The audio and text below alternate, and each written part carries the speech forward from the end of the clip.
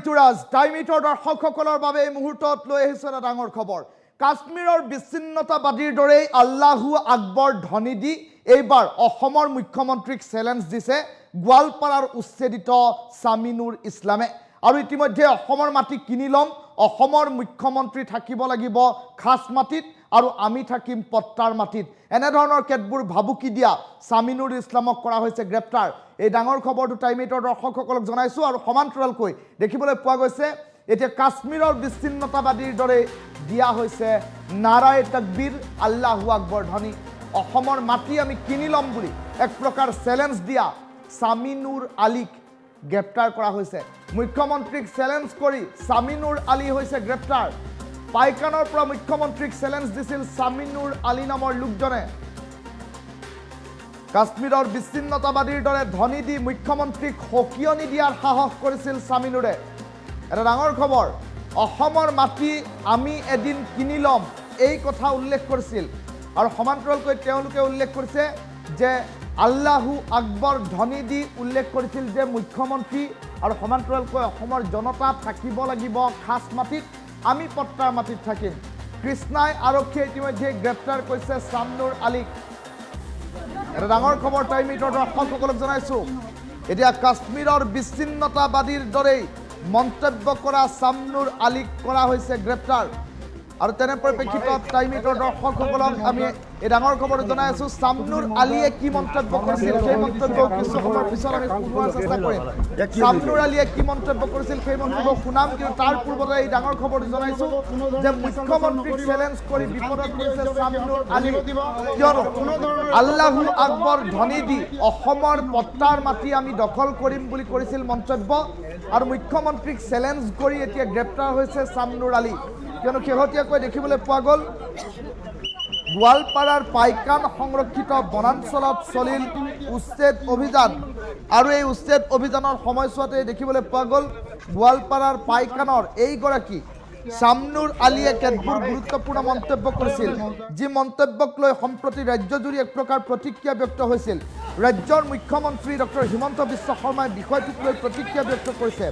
ৰাজ্যৰ মুখ্যমন্ত্ৰীগৰাকীয়ে উল্লেখ কৰিছে যে এই ভাবুকি হিমন্ত বিশ্ব শৰ্মাৰ বাবে দিয়া ভাবুকি নহয়, কিয়নো আল্লাহু আকবৰ ধ্বনি দি অসমৰ মাটি আমি কিনি ল'ম, অসমক অৰ্থনৈতিকভাৱে পিছ পেলাবৰ বাবেও এক প্ৰকাৰ ষড়যন্ত্ৰ কৰা হৈছে।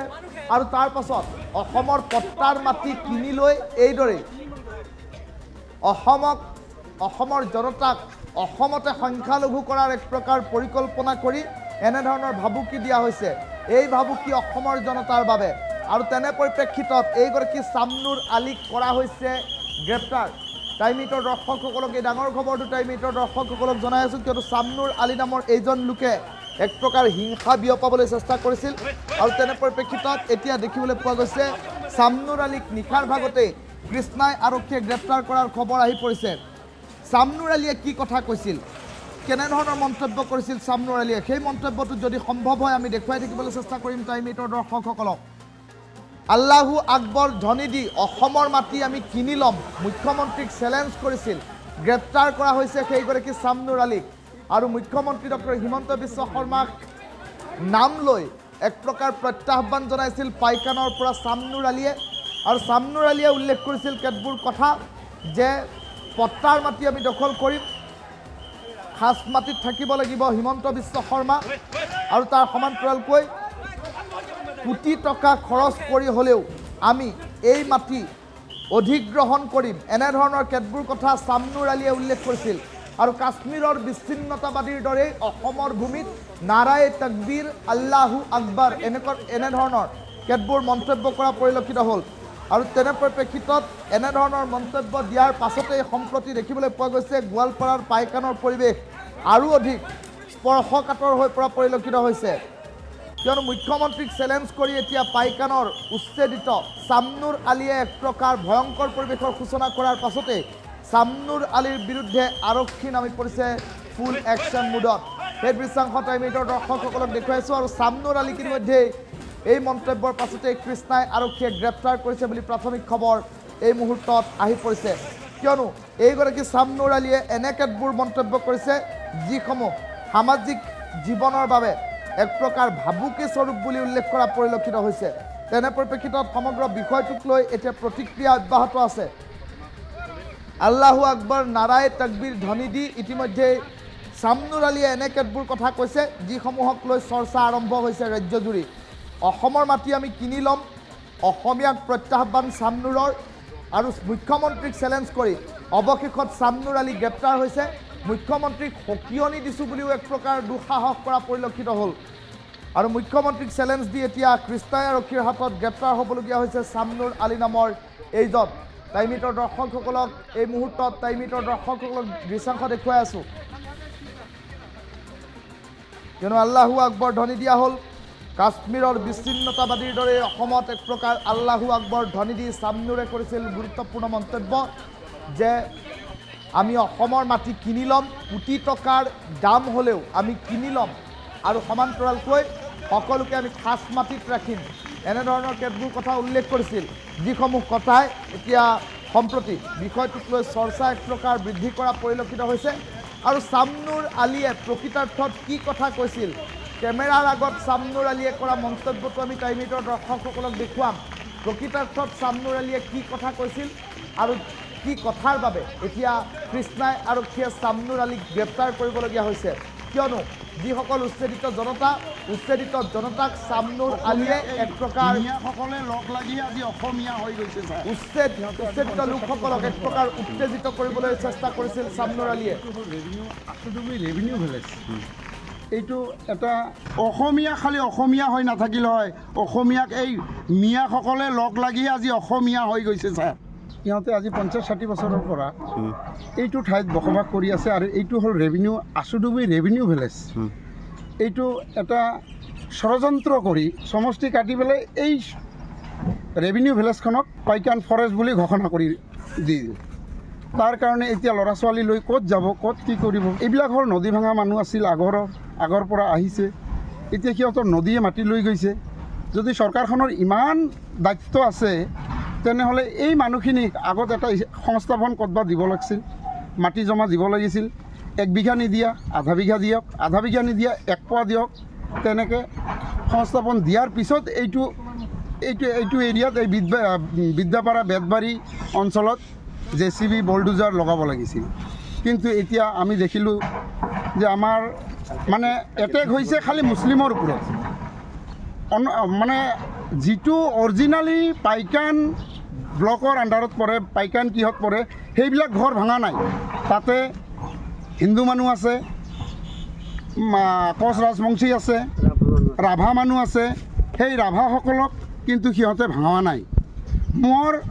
মোৰ ঘৰৰ পিছফালৰ পৰাই সেইটো বনাঞ্চল, আৰু সেই বনাঞ্চলত কিমান মানুহ আছে এতিয়ালৈকে সিহঁতে কোনো ধৰণৰ নটিচ দিয়া নাই, কোনো একো দিয়া নাই, আৰু ঘৰ ভঙাও নাই। যিটো এৰিয়া ৰেভিনিউ খাজ ইয়াতে কোনো ৰাভা, বড়ো, হিন্দু, কোচ ৰাজবংশী নাই। ইয়াতে অকল খালি মুছলিম মানুহখিনি আছে, ইয়াতে ভাঙি দিছে। এই চৰকাৰখনে টাৰ্গেট কৰি যে যাতে মুছলমানবিলাকৰ নেস্ত নাবুদ কৰিব পাৰিম, কিন্তু নোৱাৰিব। সকলৰ কাৰণেই ওপৰ মালিক আছে। মালিকে যেনেকৈ মাৰ পেটৰ পৰা উলিয়াই দিছে ধুনীয়াকৈ, তেনেকৈ খাদ্যও দিব, থাকিবলৈ বাসস্থান যদিও নাথাকে, গাছৰ তলত হ'লেও মানুহ জীয়াই থাকিব। কিন্তু তুমি আমাৰ ঘৰ বাৰী ভাঙাই দি আমাক যে ক'ৰবা মানে অপদস্থ কৰি আছা, সেইটো ওপৰ মালিকে চাই আছে। আৰু তাতে যাই কোনো উকিল, কোনো মেজিষ্ট্ৰেট নালাগে, সি নিজে অকলেই বিচাৰ কৰিব। 3জন যে আজি মৃত্যু হ'ল, সিহঁতৰ ঘৰৰ মানে সিহঁতৰ যিমানখিনি ক্ষতিগ্ৰস্ত হৈছে আৰু মানুহজন ঢুকালে, তাৰ যিখিনি বস্তু মানে পইচা দিব লাগে সেইটো চৰকাৰে বহন কৰিব লাগিব। আৰু এই অঞ্চলটো যে ভাঙিছে, ইয়াৰ কমপ্লিট দায়িত্ব আপোনাৰ, আৰু আপুনি এইবিলাক পুনৰাই গৰাই দিব লাগিব। যদি গৰাই নিদিয়ে তেনেহ'লে আপোনাৰ পৰিস্থিতি কি হয় চাওক। এই যে কেইদিনমান আগতে কৈছে যে আজি অসমীয়া খালি অসমীয়া হৈ নাথাকিল হয়, অসমীয়াক এই মিয়াসকলে লগ লাগি আজি অসমীয়া হৈ গৈছে। ছাৰ অসমীয়া খালি অসমীয়া হৈ নাথাকিল হয়, অসমীয়াক এই মিয়াসকলে লগ লাগি আজি অসমীয়া হৈ গৈছে। ছাৰ ইহঁতে আজি 50-60 বছৰৰ পৰা এইটো ঠাইত বসবাস কৰি আছে আৰু এইটো হ'ল ৰেভিনিউ আচুডুবি ৰেভিনিউ ভিলেজ। এইটো এটা ষড়যন্ত্ৰ কৰি সমষ্টি কাটি পেলাই এই ৰেভিনিউ ভিলেজখনক পাইকান ফৰেষ্ট বুলি ঘোষণা কৰি দি দিল। তাৰ কাৰণে এতিয়া ল'ৰা ছোৱালী লৈ ক'ত যাব, ক'ত কি কৰিব, এইবিলাক হ'ল নদী ভাঙা মানুহ আছিল আগৰ পৰা আহিছে। হেমন্ত বিশ্ব শৰ্মা তোমাক পঠিয়ানি দিছিল। আজি আমাৰ ৰেভিনিউ খাস ভাঙিছা, খালি পাট্টাৰ মাটিত সোমাম আৰু তোমাক এদিন হ'লেও আমি এই খাস মাটিত ওলাই লৈ আহিম। খাস মাটিত তোমালোকে বসবাস কৰিব লাগিব। তোৰ 14 পিঢ়িয়ে খাস মাটিত বসবাস কৰিব। এতিয়াৰ পৰা আমি এটাই ধৰি দিম, নাৰে তাকবীৰ, আল্লাহু আকবাৰ, নাৰে তাকবীৰ। আল্লাহু আকবার। আমি মাটি বাড়ি সব বিক্রি করি এদিন কামাই রোজি রোজগার করি আমি পাট্টার মাটি কিনি লম। আর এই পাট্টার মাটি কিমান লাখ লাখ টাকা, কোটি টাকা হলো আমি কিনিম। কিনি লৈ কেনে তোমার ঘর পর্যন্ত আমি কিনি লম। তাৰপিছত তোমাক পাট্টাৰ মাটি এৰাই খাস মাটিত বসবাস কৰিবলৈ আমি বাধ্য কৰাম। তেতিয়া চাম আপোনালোকৰ কি। আজি হয়তো মই মৰি যাম, মোৰ ল'ৰা ছোৱালীয়ে মোৰ নাতি পুতি হলেও তোমাক খাস মাটিত ব্যৱহাৰ কৰিব দিব। ইয়াৰ কাৰণে আমি বাধ্য হ'ম, আমি বাধ্যতা কৰিম। হেমন্ত বিশ্ব শৰ্মা তোমাক পঠিয়ানি দিছিল। আজি আমাৰ ৰেভিনিউ খাস ভাঙিছা, খালি পাট্টাৰ মাটিত সোমাম আৰু তোমাক এদিন হ'লেও আমি এই খাস মাটিত ওলাই লৈ আহিম। খাস মাটিত তোমালোকে বসবাস কৰিব লাগিব। তোৰ 14 পিঢ়িয়ে খাস মাটিত বসবাস কৰিব। এতিয়াৰ পৰা আমি এটাই ধৰি দিম, নাৰে তাকবীৰ, আল্লাহু আকবার, নারে তাকবীর। আল্লাহু আকবার। আমি মাটি বাড়ি সব বিক্রি করি এদিন কামাই রোজি রোজগার করি আমি পাট্টার মাটি কিনি লম। আর এই পাট্টার মাটি কিমান লাখ লাখ টাকা, কোটি টাকা হলো আমি কিনিম। কিনি লৈ কেনে তোমার ঘর পর্যন্ত আমি কিনি লম। তাৰপিছত তোমাক পাট্টাৰ মাটি এৰাই খাস মাটিত বসবাস কৰিবলৈ আমি বাধ্য কৰাম। তেতিয়া চাম আপোনালোকৰ কি। আজি হয়তো মই মৰি যাম, মোৰ ল'ৰা ছোৱালীয়ে মোৰ নাতি পুতি হলেও তোমাক খাস মাটিত ব্যৱহাৰ কৰিব দিব। ইয়াৰ কাৰণে আমি বাধ্য হ'ম, আমি বাধ্যতা কৰিম। হেমন্ত বিশ্ব শৰ্মা তোমাক পঠিয়ানি দিছিল। আজি আমাৰ ৰেভিনিউ খাস ভাঙিছা, খালি পাট্টাৰ মাটিত সোমাম আৰু তোমাক এদিন হ'লেও আমি এই খাস মাটিত ওলাই লৈ আহিম। খাস মাটিত তোমালোকে বসবাস কৰিব লাগিব। তোৰ 14 পিঢ়িয়ে খাস মাটিত বসবাস কৰিব। এতিয়াৰ পৰা আমি এটাই ধৰি দিম, নারে তাকবীর, আল্লাহু আকবার, নারে তাকবীর। আল্লাহু আকবার। আমি মাটি বাড়ি সব বিক্রি করি এদিন কামাই রোজি রোজগার করি আমি পাট্টার মাটি কিনি লম। আর এই পাট্টার মাটি কিমান লাখ লাখ টাকা, কোটি টাকা হলো আমি কিনিম। কিনি লৈ কেনে তোমার ঘর পর্যন্ত আমি কিনি লম। তাৰপিছত তোমাক পাট্টাৰ মাটি এৰাই খাস মাটিত বসবাস কৰিবলৈ আমি বাধ্য কৰাম। তেতিয়া চাম আপোনালোকৰ কি। আজি হয়তো মই মৰি যাম, মোৰ ল'ৰা ছোৱালীয়ে মোৰ নাতি পুতি হলেও তোমাক খাস মাটিত ব্যৱহাৰ কৰিব দিব। ইয়াৰ কাৰণে আমি বাধ্য হ'ম, আমি বাধ্যতা কৰিম। হেমন্ত বিশ্ব শৰ্মা তোমাক পঠিয়ানি দিছিল।